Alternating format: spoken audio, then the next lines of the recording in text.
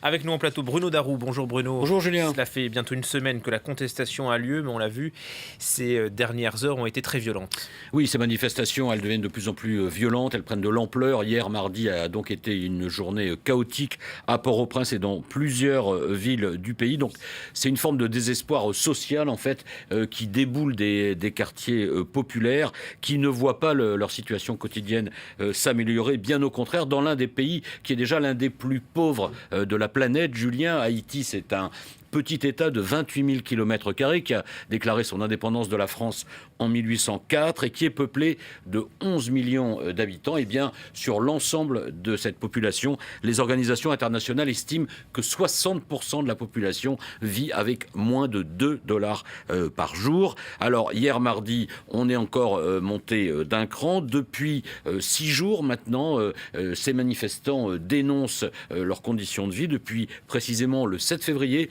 une date un peu symbolique qui marque à la fois les 2 ans de la présidence de Jovenel Moïse et puis aussi le retour à la démocratie le 7 février 1986. Alors ces manifestants dénoncent évidemment les inégalités sociales grandissantes et la corruption systémique, une colère qui s'est renforcée aussi, il faut le dire, avec des difficultés économiques croissantes, notamment l'inflation qui atteint 15%, dépasse même ces 15% depuis maintenant 2 ans. La principale revendication, au fond, c'est que ces gens veulent manger à leur faim. Et c'est la première grande crise pour le président Moïse. Oui, car justement, lors de sa campagne électorale, Jovenel Moïse avait promis qu'avec lui, ce serait différent. Il avait promis, je cite, de mettre à manger dans toutes les assiettes et de l'argent dans les poches. Eh bien, 2 ans plus tard, trop d'assiettes sont encore vides et l'argent, il semble être allé plutôt dans les poches de proches de Jovenel Moïse. C'est d'ailleurs en fait ce qui a mis le feu aux poudres pour ces manifestants. C'est un rapport de la Cour des comptes sur une gestion calamiteuse depuis 2 ans et aussi de possibles détournements de fonds prêtés depuis 2008 par le Venezuela à Haïti pour financer son développement, notamment en matière d'infrastructures.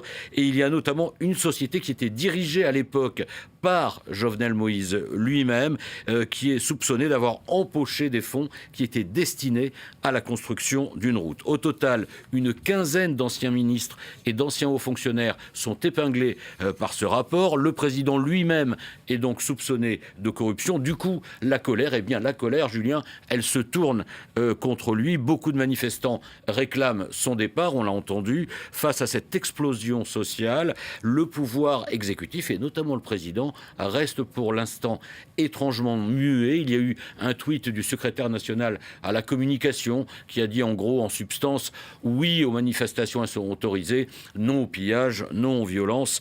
On connaît ça. Jovenel Moïse va sans doute devoir sortir rapidement de son silence, mais pour dire quoi, c'est toute la question. Il va devoir parler pour annoncer des choses concrètes, sinon la situation risque de s'envenimer encore. Oui, on rappelle le dernier bilan, 6 morts en Haïti donc. Merci beaucoup Bruno.